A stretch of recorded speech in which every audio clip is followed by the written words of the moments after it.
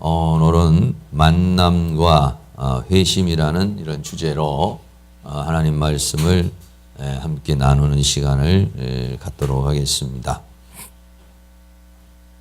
우리가 이 세상에 살면서 누구를 만나느냐는 것은 대단히 중요하죠.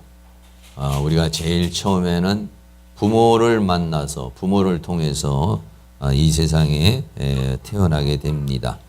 그래서 부모의 슬하에 있다가 또 우리가 학교를 가면은 선생님을 만나고 더 나아가서는 친구들을 만나죠.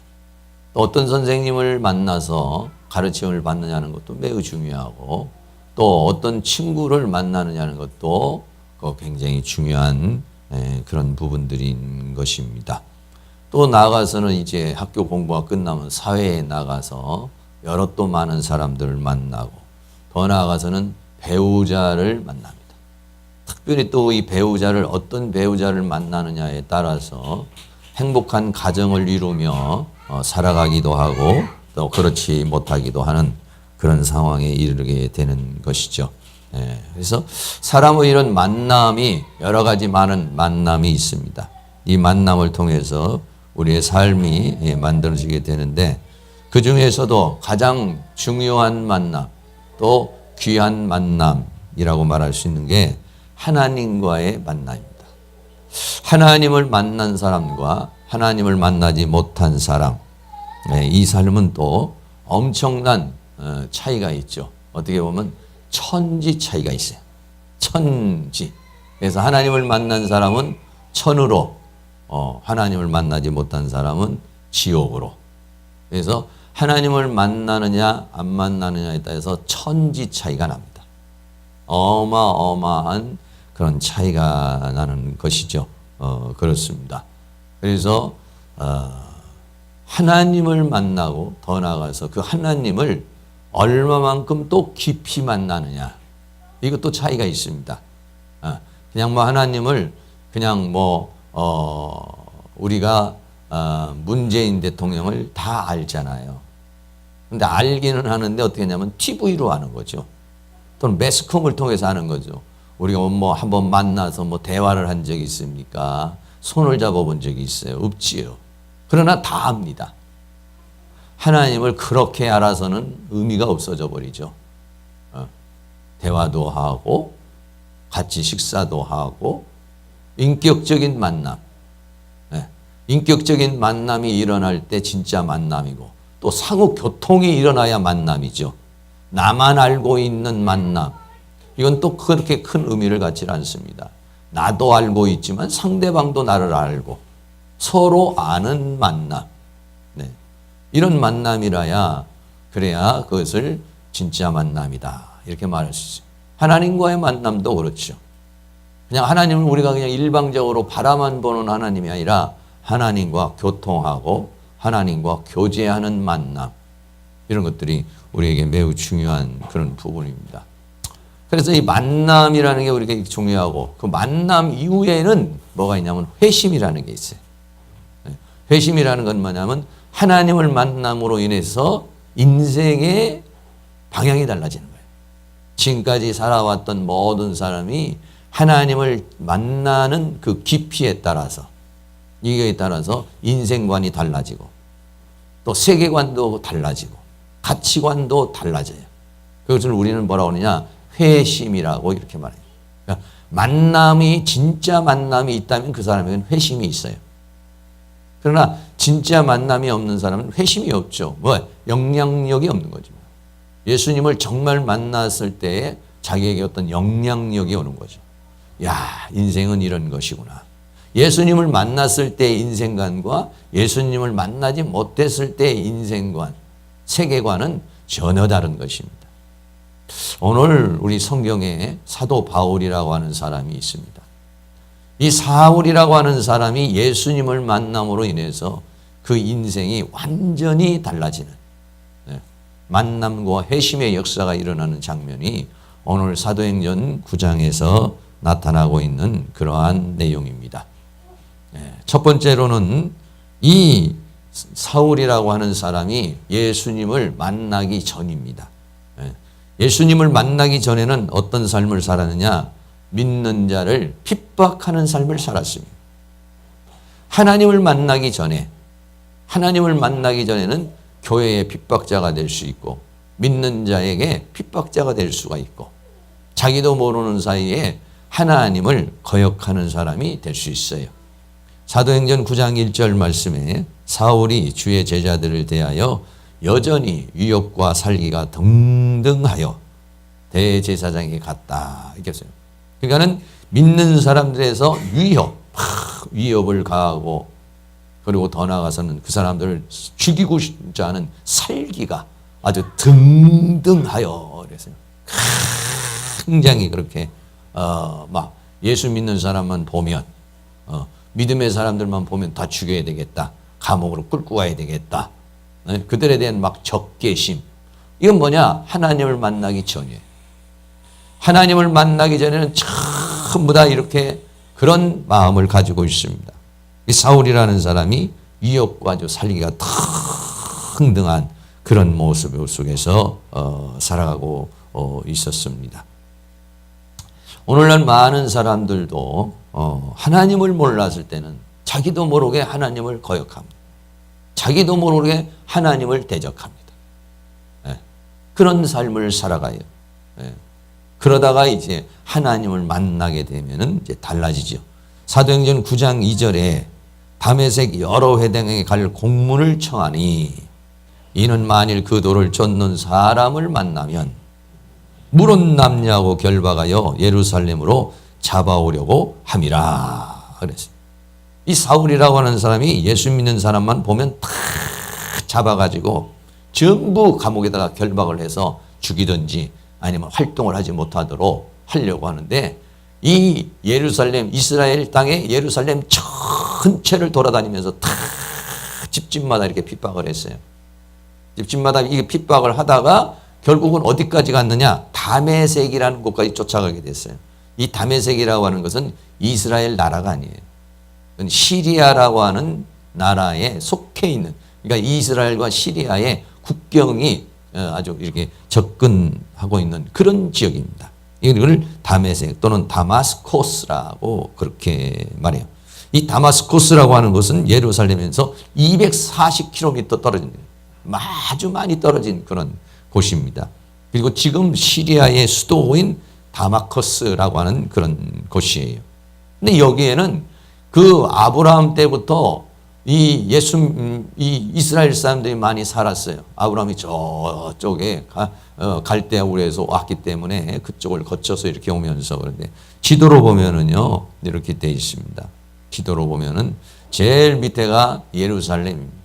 그 예루살렘에서부터 어디까지 쫓아갔느냐면 제일 끄트머리 이스라엘 국경 끄트머리에 다메섹이라고 하는 곳까지 쫓아가서 여기에는요 예수 믿는 사람들이 많이 모여 살았어요. 유대인들도 많이 살았고 예수 믿는 사람도 많이 살았고 이 국경지대이기 때문에 그렇기 때문에 여기에 많은 믿음의 사람들이 모여 살았어요. 여기까지 쫓아가는 겁니다. 그러니까는 이 사도 바울의 열심, 예수 믿는 사람을 핍박하고 이단이라고 생각한 그 사람들을 핍박하는 그 열정이 얼마만큼 대단한 건지를 알 수 있어요. 일반 그 지도로 봐도 이렇게 있습니다. 예, 다마스코스라는 시리아 지역이라고 하는 아주 그 북쪽에 있는 그런 접근되어 있는 그래서 거기까지 쫓아갔어요. 예, 거기까지 쫓아가서 거기에서 하여간 예수 믿는 사람 만나기만 하면 전부 다 결박해서 데려다가 이제는 감옥에 가두려고 그러는 그러한 일이 일어나게 된 것을 볼 수가 있는 것이죠. 먼저 우리는 이 사울이라고 하는 사람에 대해서 몇 가지 좀 말씀을 드리려고 그래요. 이 사울이라고 하는 사람은요, 한번 사울이 어떻게 생겼을까 궁금하시죠? 이렇게 한번 사진으로 보면요, 약간 머리가 이렇게 가운데가 이렇게 웃으시죠. 그래서 이런 모습입니다. 이 그림은 뭐냐면은 그 바울이라고 하는 영화에서 나오는 그 바울의 모습입니다. 영화에. 그 옆에 있는 사람이 누구냐면 바울을 늘 쫓아다니면서 도와줬던 누가, 의사인 누가, 누가와 이제 바울이 함께하는 그런 그 장면이에요. 그래서 우리가 바울, 사울 이때는 이제 사울이었으니까, 아직 예수 믿기 전에 사울이었으니까 청년, 이때는 한 30대 나이니까 젊은 때죠. 이때는 이제 나이가 좀 많이 들은 이제 그런 때입니다. 우리 기독교에 있어서 핵을 그은 사람이 이 사도 바울이라고 하는 그런 사람이에요. 이 사람이 이제 여기서 이제 회심을 하는데, 첫째로 이 바울이라고 하는 사람은 길리기아 다소라고 하는 성에서 살고 있는 사람이었어요. 사도행전 21장 39절 말씀에 바울이 가로되 나는 유대인이라 소읍이 아닌 길리기아 다소성의 시민. 여긴 길리기아는 예루살렘하고는 이스라엘 땅하고는 다른 데입니다. 저쪽 유럽 쪽입니다, 이 사람은. 그러니까는 예루살렘까지 오려면 굉장히 많이 와야 되고, 예루살렘에 와서 공부를 했으니까 유학을 온 거예요. 유대인으로서 예루살렘 이 유대 땅에 살지 않고 길리기아라고 하는 곳에 다소성이라고 하는 조그마한 소읍이 아니라 큰 도시에서 사는 사람이었던 것이죠. 그리고 그 사람은 종파로는 당시에 바리새파, 사두개파, 헬라당파 뭐 이런 파들이 있었는데 바리새인이었습니다. 사도행전 23장 6절에도 바울이 그 한 부분은 사두개인이요 한 부분은 바리새인인 줄 알고 공회에서 외쳐가로되 여러분 형제들아 나는 바리새인이요. 이 바리새인이라는 분리된 자다 이런 말이에요. 그래서 세상에서 분리되고 일반 종교에서 분리돼서 정말 하나님의 말씀대로 살고 싶은 사람들이 바리새파라고 이렇게 말하고 있어요. 그리고 이 사람은 세 번째는 뭐냐면 교법서 가말리에게 가르침을 받았어요. 사도행전 22장 3절에 나는 유대인으로 길리기아 다소에서 낳고 이성에서 자라. 가말리엘의 문화에서. 이 가말리엘이라는 사람은 당시에 아주 율법학자로서 굉장히 존경을 받는, 최고의 존경을 받는 그런 사람이고 최고의 학문을 가르치는 그런 사람인데, 그 문화에서 우리 조상들의 율법에 엄한 교훈을 받았다. 그래서 이 바울이라고 하는 사람은 최고의 공부를 했어요. 이 길리기아 다소라고 하는 지역은 헬라 문화권에 있는 사람이에요. 그래서 헬라 철학과 문명을 다 익힌 사람이고, 더 나아가서는 예루살렘에 와서 가말리엘 문화에서 공부를 해서 유대교의 정통 유대교의 그런 모든 율법과 학문을 다 배운 사람. 이 사람이 그 바울이라고 하는 그런 사람, 상당히 상류층의 사람이면서 굉장히 엘리트적인 그런 그 사람인 것이죠. 더 나아가서 이 사람은 로마의 시민권을 가지고 있었어요. 사도행전 22장 28절에 천부장이 대답하되 나는 돈을 많이 들여 이 시민권을 얻었노라. 이 시민권은 로마의 시민권입니다. 로마의 시민권을 얻는 방법이 여러 가지. 오늘날로 말하면 우리가 미국 시민권을 받는 것처럼 받는 방법이 여러 가지인데, 돈을 가지고서 이제 사는 경우도 있고 그런데, 바울이 뭐라고 하냐면 나는 나면서부터다 그랬어요. 그러니까 부모가 이미 로마 시민권을 가지고 있는 거예요. 예. 그리고 이런 예루살렘에 살지 않고 이미 아주 큰 성읍인 그런 길리기아 다소라고 하는 그런 큰 대도시에서 살고 있는 이런 사람입니다. 그러니까 이 바울이라고 하는 사람은 여러 가지로 상류층의 사람으로 아주 부유하게 사는 사람이에요. 더 나아가서는 종교적으로도 아주 깊은 그 율법으로는 흠이 없는 그런 삶을 살아가는 사람. 철저하게 어렸을 때부터 학문의 교육을 받고 율법의 교육을 받고 아주 부유한 상류층의 가정에서 살던 사람. 이 사람이 누구냐면 이 바울이라는 사람이고 사울이라는 그런 사람인데, 이 사람의 열정이 얼마나 강한지 몰라요. 예수님을 만날 때가 약 30세의 나이입니다. 그런데 하나님을 거역하는 사람, 율법에 정통한 사람이고 그 율법주의자고 바리새파고 이러니까 그 하나님을 거역하는 예수 믿는 사람들은 다 죽게 된다는 그 열정이 어마어마했던 사람이에요. 그런 모습을 보죠. 예. 어떻게 보면은 오늘날에도 이 바울 같은 사람은 오늘날로 말하면 어떤 정치권에 있는 개혁가 같은 사람들, 운동권에 있는 사람 같은 사람들, 뭐 이런 사람들 연상할 수가 있어요. 근데 이런 사람들은 한번 어떤 사상이 딱 한번 들어가면은 변하지 않죠. 감옥을 가든지 뭐 여러 가지 뭐 그 핍박을 당해도 뭐 그냥 그 자기의 그 어떤 신념을 가지고 이렇게 살아가는 사람들이 많잖아요. 그럼 그러기 위해서는 그 사람들은 개혁을 하기 위해서는 막 수류탄도 던지고 뭐 어떤 폭력도 가하고 하는데 그거를 정당화시키죠. 왜? 뭔가를 이루기 위한 어떤 정당성 이런 걸 가져요. 그런 사람들이 생각이 바뀌기까지는요 아주 그런 그 지성인 뭐 요즘에 옛날에 그래요. 지성인들 중에서 행동하는 양심, 행동하는 지성인 이러잖아요. 원래 지성인들은 그냥 공부하고 펜대를 하는 게 이게 뭐 행동을 하진 않아요. 근데 지성인이 행동을 한다는 것은 그만큼 굉장한 그런 뭔가를 가지고 있는 거죠. 역시 마찬가지 바울이라고 하는 사람 사울도 역시 지성인입니다. 아주 엘리트적인 그런 사람입니다. 그런데 이 사람은 그걸 그냥 지식으로만 갖지 않고 행동하는 사람이었어요. 직접 행동하면서 그 예수 믿는 사람들을 아주 강렬히 핍박을 하면서 다 전부 잡아다가 다메섹까지 끝까지 쫓아가가지고 거기 가서 쫓아가서 거기에 예수 믿는 사람이 많이 있다는 것을 알고 그들을 전부 데리고 오려고 그런 그런 상황에 있었어요. 우리가 대충 사울이라는 사람이 어떤 사람인가, 예수 믿기 전에도 아주 강렬한 그런 학문적으로나 헬라인 문화적이나 히브리적 문화적으로나 이런 모든 종교적인 것이나 사회적으로나 이런 것들을 아주 잘 갖춘 사람, 이 사람이 누구냐면 이 사울이라고 하는 그 사람이에요. 그러니까는 예수 믿기 전에는 예수를 핍박하고 교회를 핍박하는 그런 사람이 되었던 것이죠. 이 사람이 다메섹에 가는데 다메섹에서 주님을 만나는 것이, 이 다메섹까지 쫓아가서 그 예수 믿는 사람을 전부 다 잡아다가 예루살렘으로 데려와서 감옥에 가두려고 그렇게 생각을 하고 다메섹에 갔는데 다메섹에서 예수를 만나는 놀라운 역사가 그에게 일어났어요.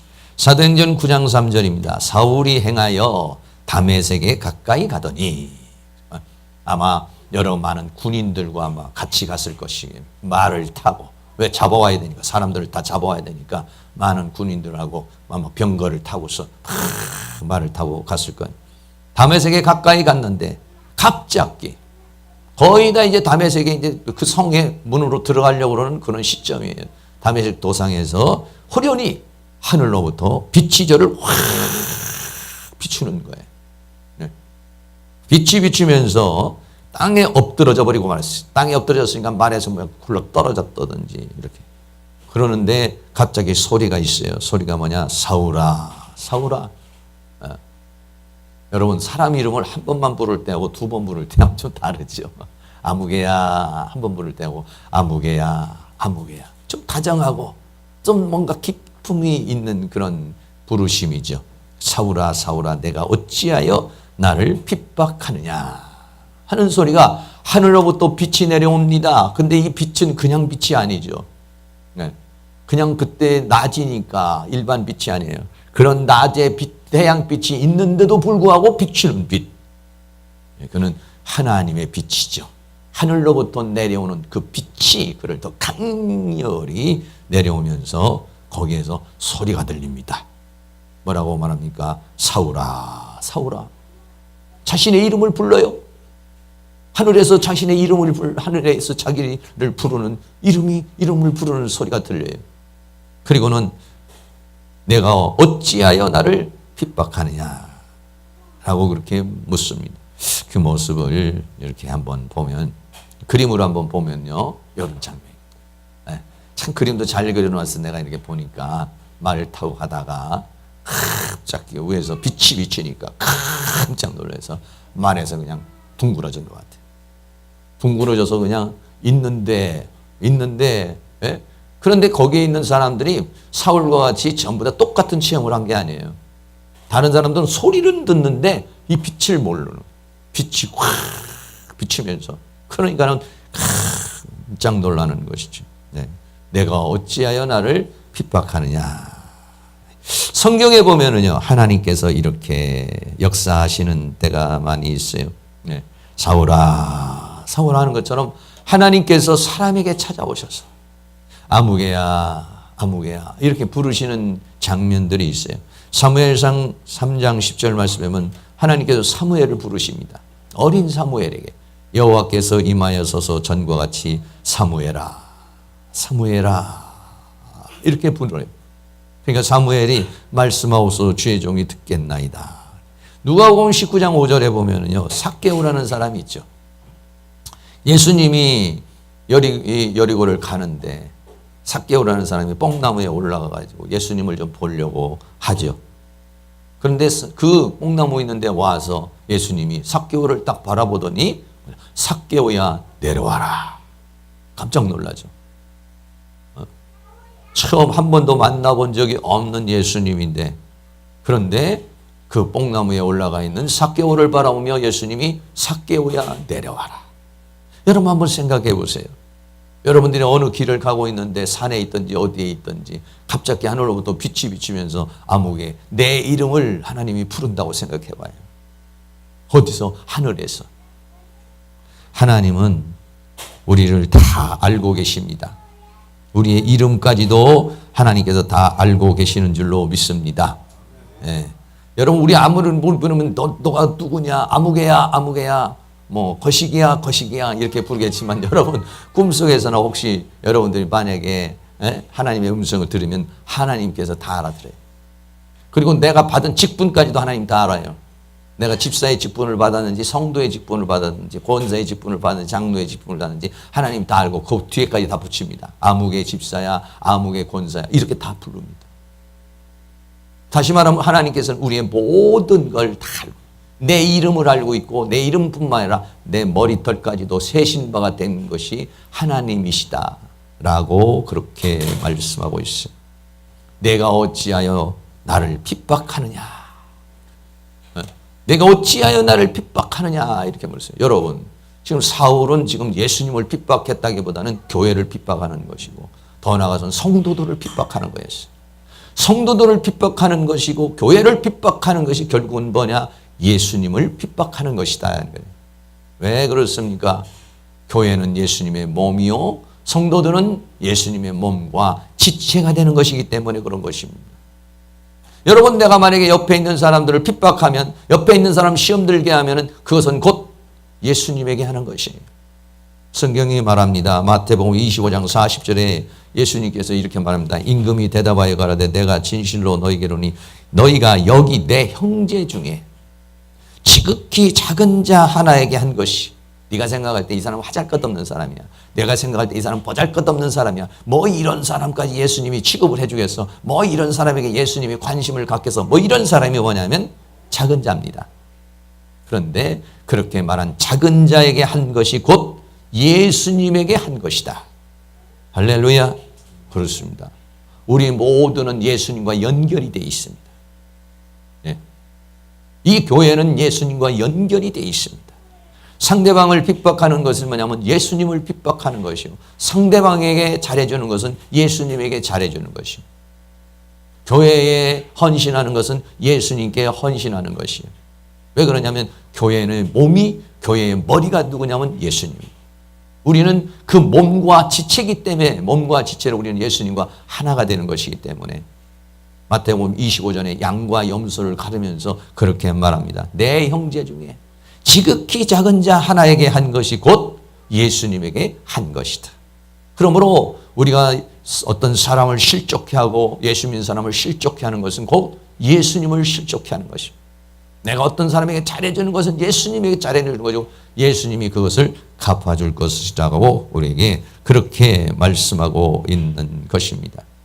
내가 어찌하여 나를 핍박하느냐. 여기서 어찌하여 내가 나를 핍박하느냐, 그런 말은 나는 너를 위하여 십자가에 못 박혀 죽었는데 어찌 너는 나를 핍박하느냐. 나는 너를 위하여 희생을 당했는데 너는 어찌하여 나를 핍박하느냐. 나는 너를 사랑하는데 너는 나를 왜 핍박하느냐. 나는 너를 구원하기 위해 하늘 보좌를 버리고 이 땅에 와 십자가의 길을 갔는데 어찌하여 너는 그것을 모르고 나를 핍박하느냐. 이런 내용이 담겨져 있는 것입니다. 나는 너를 사랑하는데, 나는 너에게 관심이 있는데, 나는 너를 이해하고 싶은데 어찌 너는 나를 핍박하느냐. 네. 이런 내용이 그 안에 담겨져 있는 것이죠. 그렇습니다. 그래서 사도행전 9장 5절 말씀에 대답하되 주여 누십니까? 네. 자기도 모르는 사이에 이 사도 바울이 뭐라고 했냐면 주여라고 그렇게 말했어요.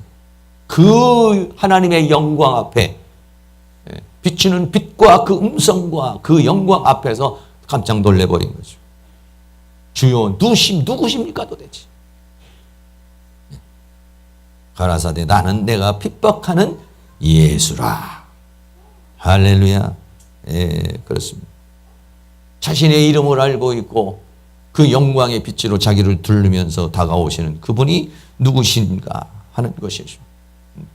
자기에게 다가온 그분 당신이 누구십니까? 네. 사도행전 9장 6절 말씀에 보면 내가 일어나 성으로 들어가라 행할 것을 내가 이룰 것이 있는데 7절에서는 같이 가던 사람들은 소리만 듣고 아무도 보지 못하여 말을 못하고 섰더라. 같이 가던 사람은 소리는 들리는데 보이지는 않아. 아무 말도 못하고 거기에 갔던 모든 사람들이 완전히 전부 다 이런 그 하나님의 영광 앞에 깜짝 놀라서 아무것도 보지도 못하고 완전히 사로잡힌 상황에서 있게 되는 모습을 보게 되는 것입니다. 기독교와 일반 종교와의 다른 점이 뭐냐면은 기독교는 뭐냐면은 계시의 종교요, 더 나아가서는 하나님이 우리를 찾아오는 종교입니다. 일반 세상에 있는 종교는 전부 다 뭐냐면 내가 하나님을 찾아가는 겁니다.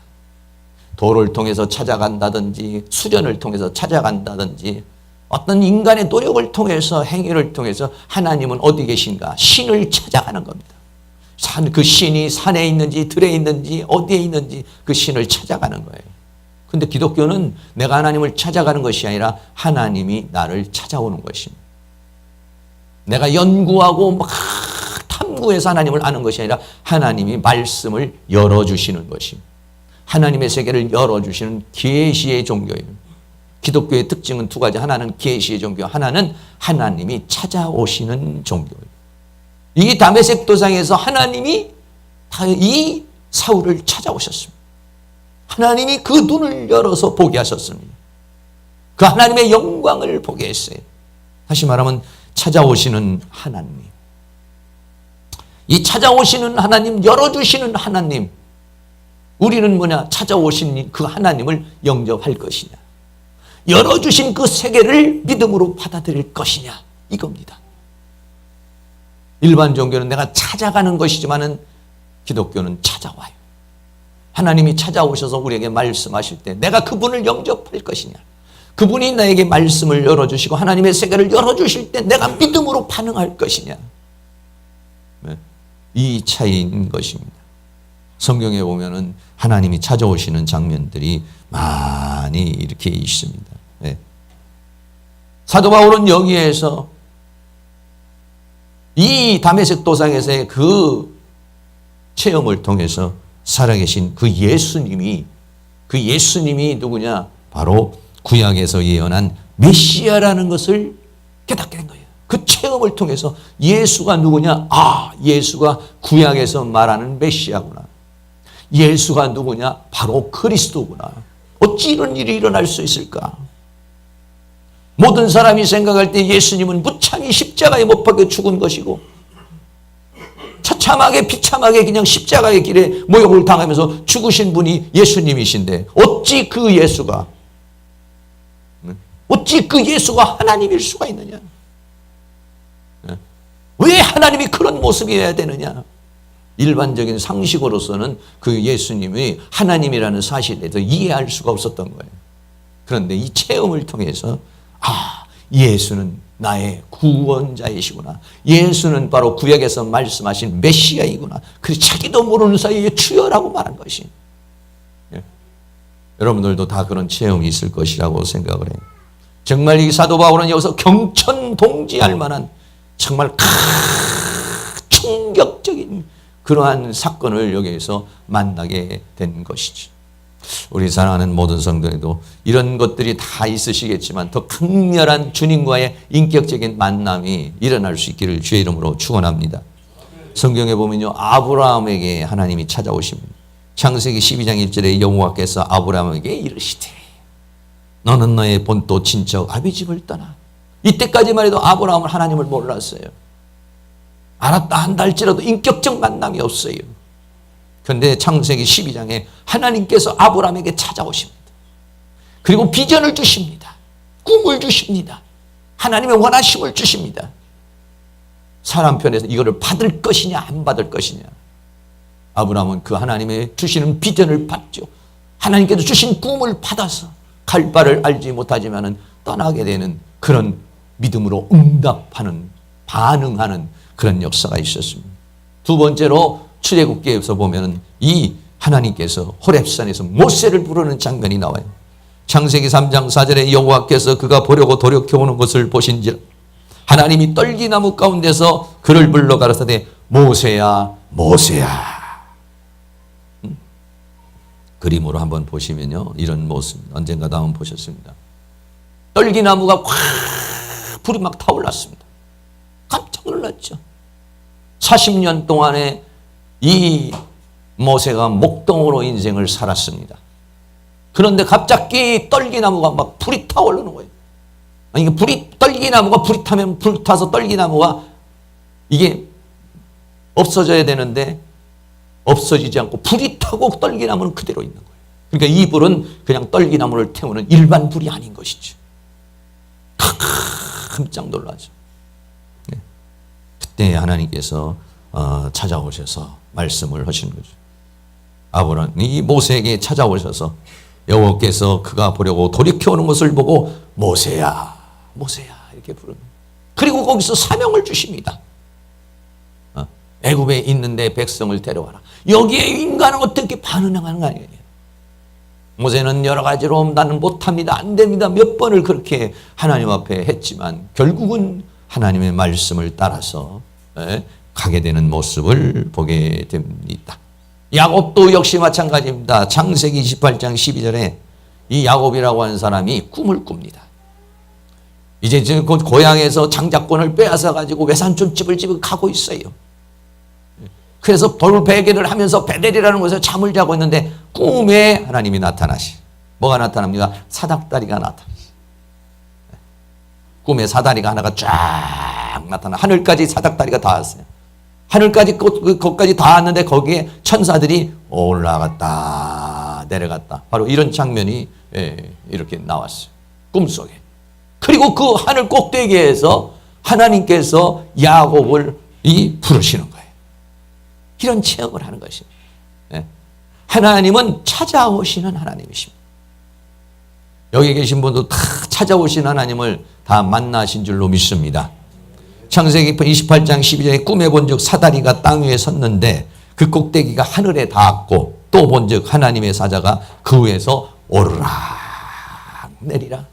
이 오르락 내리락 하는 것은 그냥 되는 거죠. 지금도 우리는 하나님과 우리와의 관계는 사닥다리와 같이 이렇게 연결되어 있는 것이요. 그 연결된 상황 속에서 천사들이 활동하고 있는 것이요. 우린 지금은 성령님으로 역사하고 있어서 하늘과 땅이 먼 것 같지만은 사실은 우리가 예수 그리스도 안에 있는 줄로 믿습니다. 야곱이 자기가 혼자인 줄 알았습니다. 외로웠어요. 고독했어요. 하나님은 고향에만 있는 줄 알았어요. 그런데 광야 정말 아무것도 없는 그곳에 하나님이 야곱을 보고 있다. 너와 나는 이런 관계로 연결되어져 있다.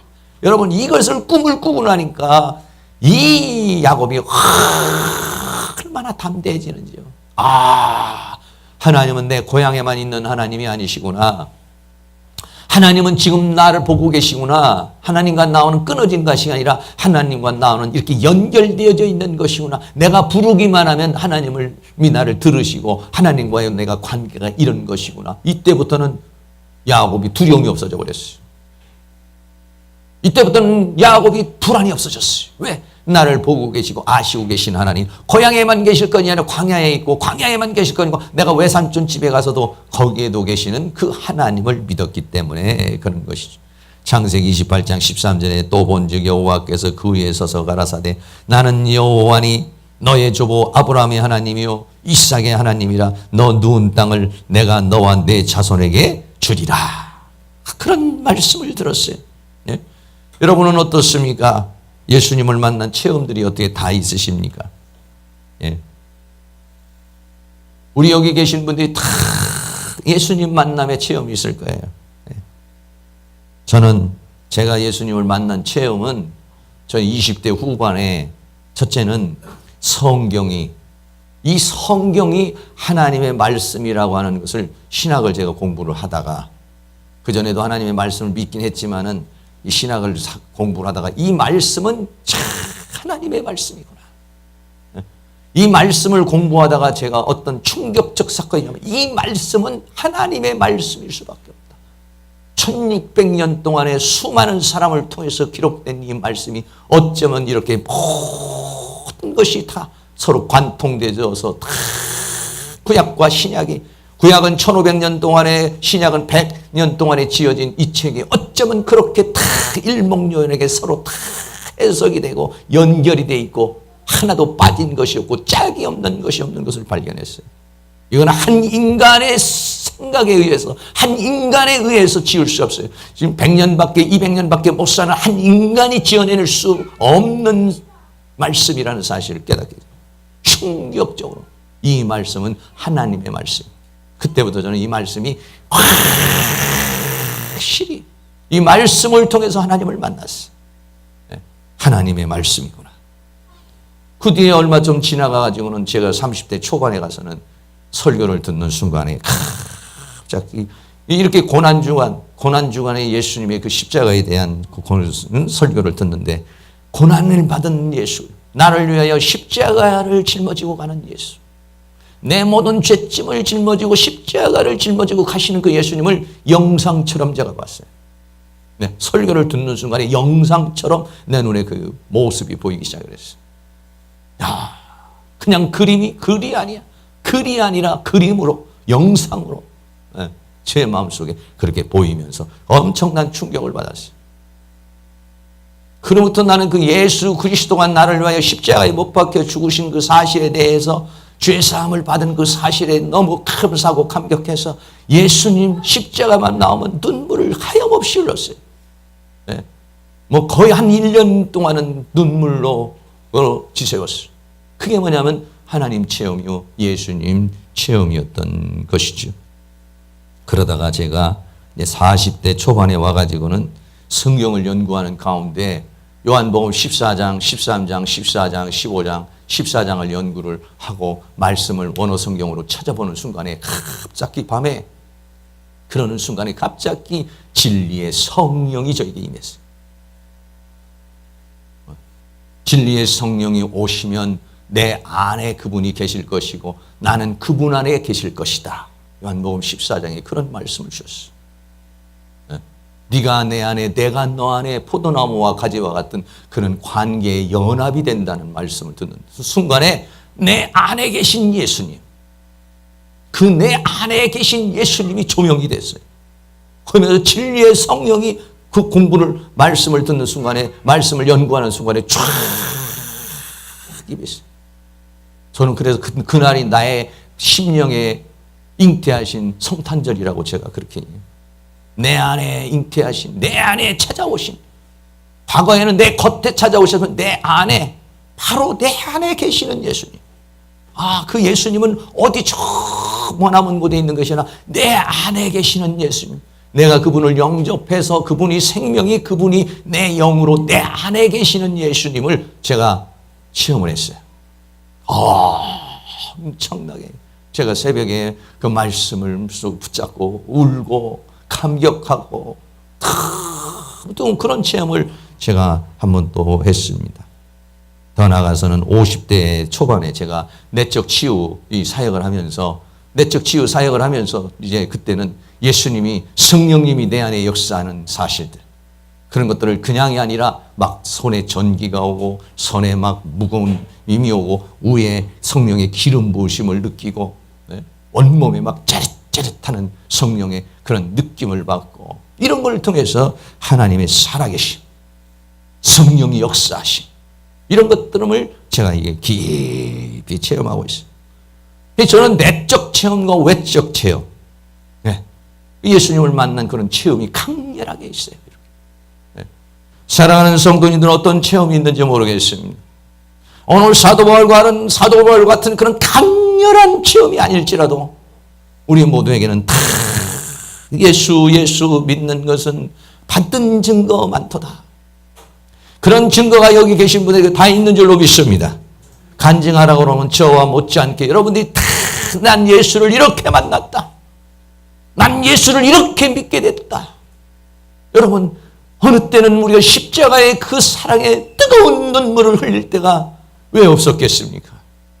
나를 구원하시기 오신 예수, 그 십자가의 사랑, 그 뜨거운 강렬한 그 사랑, 다메섹 도상에서 이 사울이 거꾸러지면서 하나님 체험, 예수님을 체험한 것처럼 우리 모두에게는 다 그런 체험이 다 있습니다.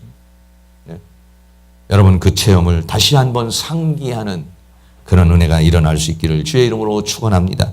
사도 바울과 같이 그런 강렬한 체험은 아닐지라도 우리에겐 그런 체험이 다 있습니다. 내 안에 내가 거부할 수 없는, 내가 거절할 수 없는, 여기까지 우리가 나와 예수를 믿고 있다는 건 내가 거부할 수 없는, 거절할 수 없는 그러한 증거가 내 안에 있기 때문에 우리가 여기에 나온 것이에요. 여러분, 그 나에게 주신 그 증거를 여러분들이 소홀하게 생각하지 말고 그것을 강하게 붙잡으면은 우리는 더 큰 믿음으로 성장하는 그런 은혜가 될 줄로 믿습니다. 이 바울은 그런 체험과 동거 3일 동안 식음을 전폐를 합니다. 사도행전 9장 8절에 사울이 땅에서 일어나 눈은 떴으나 아무것도 보지 못하고 사람에 끌려 완전히 이제 소경이 되었습니다. 아무것도 할 수 없는 사람이 되도 이제 사람의 손에 끌려서 다메섹으로 질질질질 끌려 들어가는 것입니다.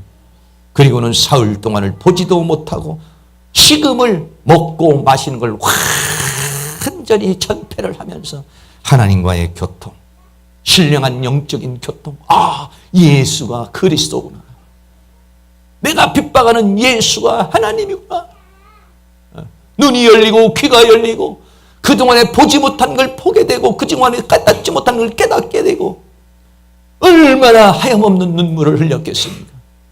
내가 죄인 중에 죄인이요 괴수 중에 괴수고 내가 알지 못하고 깨닫지 못해서 예수를 핍박하고 교회를 핍박하고 믿는 자를 핍박하고 미친 듯이 이 다메섹까지 와가지고 이렇게 왔는데 하나님이 나를 그냥 두시지 않으시고 찾아오셔서 주님 자신을 나에게 계시해 주시고 네가 핍박하는 예수다. 이 예수가 누구냐? 그렇게 네가 율법에 그렇게 사로잡혀 기다리던 그 메시아, 수많은 선지자가 얘기한 그 메시아가 바로 나다 라는 사실을 이 식음을 전폐하는 기간 동안에 다 깨닫게 되는 것입니다. 놀라운 영적인 그런 체험을 하게 돼요. 그 체험을 한 것을 우리가 어떻게 알 수 있습니까? 그 바로 체험 끝나자마자 예수는 그리스도라고 사울이 돌변해서 증거를 했어요.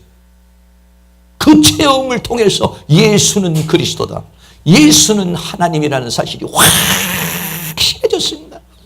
그래서 사도행전 9장 20절에 보면 즉시로 그 체험 후에 사울이 그렇게 사흘 동안 그런 체험을 하는데 즉시로 각 회당에 가서 예수는 하나님의 아들이심을 전파했다. 할렐루야. 하나님의 아들이라는 것은 뭐냐면 하나님 성자 하나님이라는 것입니다. 예수는 무참히 십자가에 죽은 하나의 청년이요 하나의 보잘것없는 죄인이 아니라 그분은 누구냐? 하나님의 아들이시다. 사도행전 9장 22절에는 사울은 힘을 다 얻어 예수를 그리스도라 증거하여 할렐루야 다메섹에서 사는 유대인들을 굴복시키니라 그랬어요. 이 사람의 인생은 다메섹에서 만나서 사흘 만에 완전히 돌변해버렸어요. 왜? 만남이 확실하기 때문입니다. 사랑하는 모든 성도님, 만남이 확실해지기를 주의 이름으로 축원합니다. 말씀을 통해서, 성령을 통해서, 은혜를 통해서 다시 한번 정말 하나님은 살아계신가? 성경은 정말 하나님의 말씀인가? 변치 않는 진리의 말씀인가? 예수 믿는 거 내 안에 증거가 있는가? 증거가 없다면 하나님 나에게 증거를 주세요. 우리가 가진 이 증거가 확실하다면 우리는 이렇게 바울과 같이 사울과 같이 예수는 하나님의 아들이심을 전파하고 더 나아가서는 예수는 그리스도라 완전히 즉시로 변화되는 역사가 일어날 줄로 믿습니다. 사랑하는 모든 성도에게 사도 바울과 같은 이러한 놀라운 변화의 역사가 다시 한번 오늘 우리에게 일어날 수 있기를 주의 이름으로 축원합니다. 결론을 내리겠습니다. 정리하면 첫째는 기독교를 핍박하는 믿는 자를 핍박하는 사람, 예수를 만나기 전에 핍박하는 자였습니다. 다메섹에서 예수를 만나고 그는 돌이켜버렸어요. 식음을 전폐하며 3일 동안은 전폐하며 있는 동안의 영적 체험과 예수는 그리스도구나, 예수는 하나님이라는 사실을 깨닫게 되고 그것을 알게 됐어요. 그래, 그는 예수는 그리스도라 증거하는 그런 사람이 되었습니다. 사랑하는 모든 성도, 더 확실한 이러한 바울과 같은 증거가 있고 이 증거를 따라 믿음 위에 굳게 서서 승리하는 그런 역사가 다 일어나실 수 있기를 주의 이름으로 축원합니다. 할렐루야. 찬송 복음성 우리 다 같이 한 장 드리겠습니다. 예수님 가신 길 골고다의 언덕길 찬양 한번 드리겠습니다.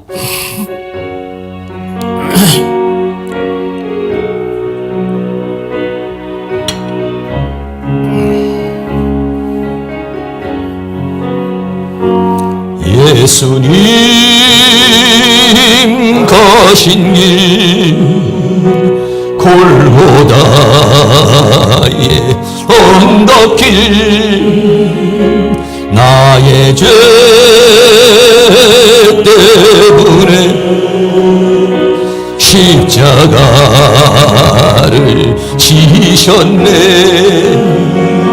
전하세 전하세 우리 구주 예수님 구원의 십자가 땅끝까지 전하세. 거칠고 험한 길 피 흘리며 가신 길 나의 죄 때문에 대성물로 주셨네. 전하세 전하세 우리 구주 예수님 보혈의 은혜를 땅끝까지 전하세. 길이요 진리요 이요 진리요 생명 대신 생명 대신 예수님 죽은 자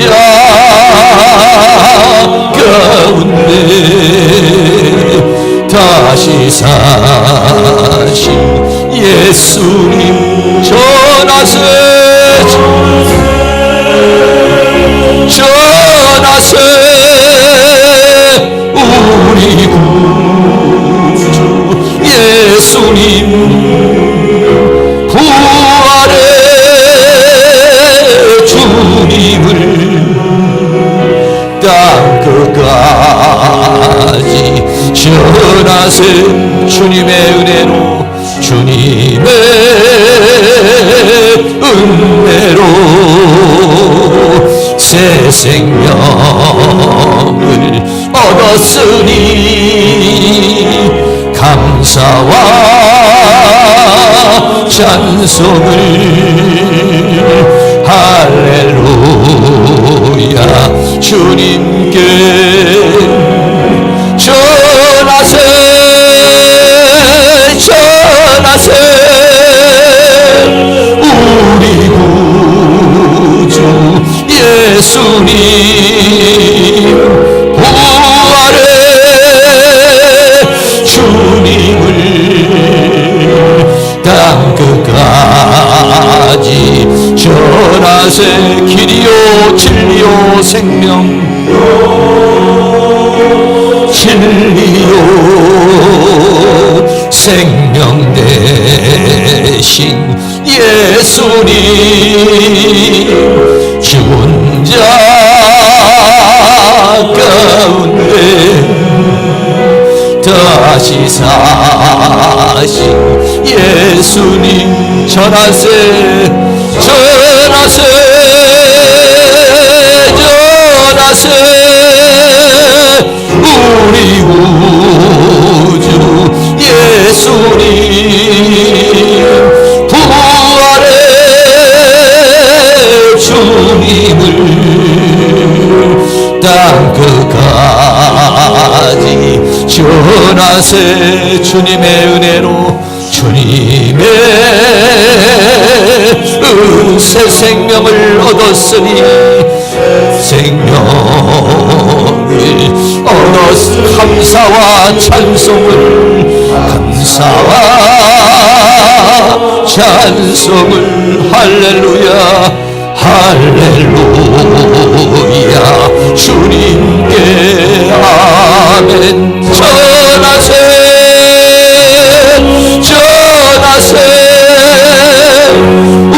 우리 주 예수님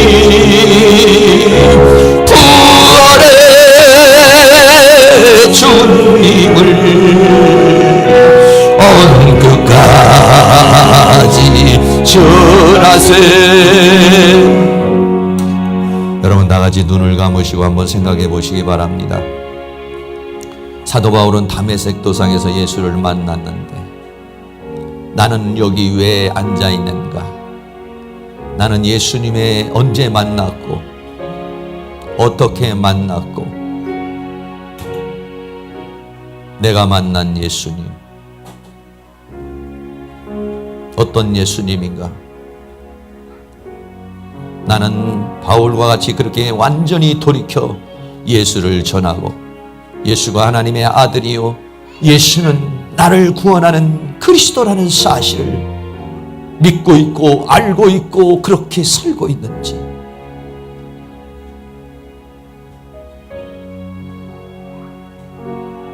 정말 우리들의 체험이 경험이 사실이라면 주님 그 믿음 따라 살게 해주시기를 원합니다. 주님 만난 거, 십자가 그 사건, 은혜의 그 사건 잊어버리고 첫사랑을 잃어버리고 살고 있지 않는지, 그 은혜를 잊어버리고 살고 있지 않는지. 우리 여러분 다 같이 통성으로 한번 2, 3분 동안만 기도하겠습니다. 나에게 예수 믿는 거 받은 증거가 이렇게 많은데 내가 믿음으로 살고 있는지 어떻게 살고 있는지, 나에게 그렇게 다가오셔서 찾아오신 주님이 나에게 그렇게 역사하시고 주님을 보여주셨는데 나는 어떻게 살고 있는지 다시 한번 오늘을 기점으로 해서 우리의 믿음을 세우고 신앙을 세우고 믿음으로 살아갈 수 있는 은혜가 있게 해달라고 다 같이 통성으로 한번 기도합니다.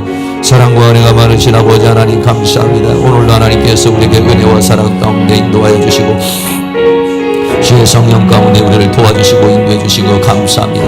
예수 믿는 거 받은 증거 많다고 말했어.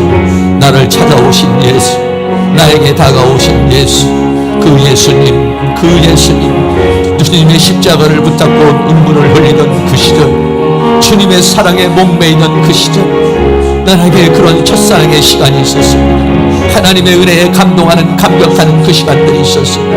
하나님 아버지시여 우리에게 은혜를 베풀어 주시기를 원합니다. 주님의 그 사랑을 잊어버리고 살고 있지 않는지, 십자가의 그 은혜를 버리고 살고 있지 않는지, 나에게 다가오셔서 나에게 말씀하신 그 주님을 잃어버리고 살고 있지 않는지, 오늘 다시 한번 우리 자신을 돌아볼 수 있는 시간이 될 수 있기를 간절히 원합니다. 성령님 도와주시옵소서. 하나님 은혜와 사랑으로 인도하여 주시기를 간절히 원합니다. 정말 하나님의 말씀이 성경이 하나님의 말씀이고 주님은 정말로 살아 역사하시는 하나님이시니 내가 그렇게 예수는 하나님의 아들이요 예수는 그리스도라고 우리는 믿고 있고 살고 있고 그렇게 증거하며 살아가고 있는지 아버지 하나님 우리 하나님께서 은혜와 사랑으로 우리를 도와주시며 주의 성령으로 역사해 주시며 주의 능력으로 역사해 주시기를 간절히 원합니다. 우리의 믿음이 형식적인 믿음이 아니라 우리의 믿음이 참으로 진심에서 우러나오는 내 영혼 깊숙한 곳에서 우러나오는 그런 믿음이 우리 자신을 돌아볼 수 있는 시간이 될 수 있기를 간절히 원합니다. 성령님 성령 하나님 도와주시고 성령 하나님 역사하셔서 우리의 믿음이 식은 믿음 행음 아버지하며 행함이 믿음이 아니라 우리의 믿음이 참으로 이제 하나님 마음 앞에서 진솔한 믿음이 되게 하여 주시고 살아 역사하는 그런 믿음이 될 수 있도록 우리 하나님께서 은혜와 사랑으로 인도하시며 주의 성령으로 역사해 주시며 주의 능력으로 주의 권능으로 함께하여 주시옵소서. 은혜를 베풀어 주시옵소서.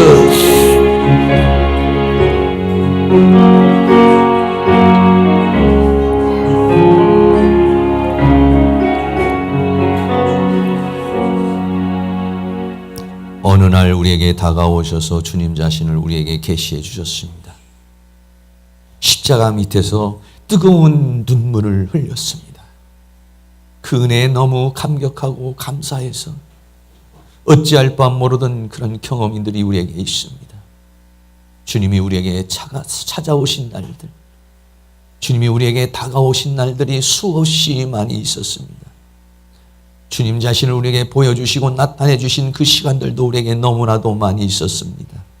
그럼에도 불구하고 우리의 가슴이 식어져 있지 않는지, 우리의 사랑이 식어 있지 않는지, 내 신앙이 형식적인 신앙이 아닌지, 정말 예수는 하나님의 아들이라고 외치고 예수는 나의 그리스도요 나의 구원자라고 외치고 그렇게 살고 있는지 우리 자신들을 다시 한번 돌아보면서 주님을 그 만남의 시간들을 다시 한번 기억하며 우리의 신앙을 다시 한번 불태우려는 그러한 은혜의 시간이 되어줄 수 있도록 주께서 함께하여 주시옵소서. 예수 그리스도의 이름으로 기도하옵나이다. 아멘. 오늘 우리 교회에 방문해 주신 분이 한 분 계신데, 우리 이길영 성도님 저쪽에 계신데 우리 박수 한번 내주시기 바라겠습니다. 네, 우리 교회에 오셔서 감사하고 주님의 은혜와 평강이 늘 함께하기를 축복합니다. 우리 다 같이 자리에 일어나셔서 찬송가 82장을 드리겠습니다.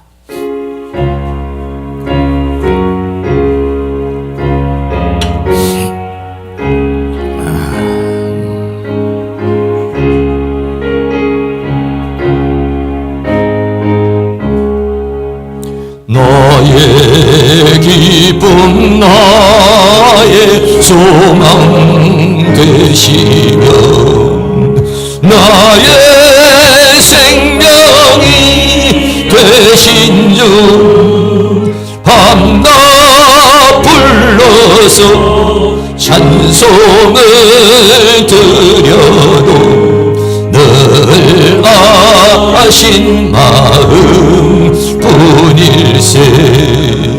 나의 사모하는 선한 목자는 어느 꽃다운 동산에 양의 무리와 늘 함께 가셔서 기쁨을 함께 하실까. 길도 없이 거친 넓은 들에서 갈 길 못 찾아 애쓰며 이리저리로 헤매는 내 모양 저원수조롱하도다. 주의 자비로 없고 화평한 얼굴 모든 천사도 반기며 주의 놀라운 진리의 말씀에 천지가 와닿아도다. 나의 진정사 나는 예수여 음성조차도 반갑고 나의 생명과 나의 참 소망은 오직 주 예수 뿐일세. 아멘. 지금은 우리의 영원한 생명의 구주가 되시는 예수 그리스도의 은혜와 하나님 아버지의 끝없는 사랑하심과 성령님의 감화감동 교통 충만 인도하시는 은혜의 역사가 오늘 우리 교회 방문한 이길영 성도님의 머리 위에, 이 시간 고개 숙인 사랑하는 모든 성도님들의 머리 위에, 가정 위에, 삶 위에, 이 교회 위에, 학교 위에, 민족 위에, 세계 위에 지금으로부터 영원토록 함께 있을지어다. 아멘.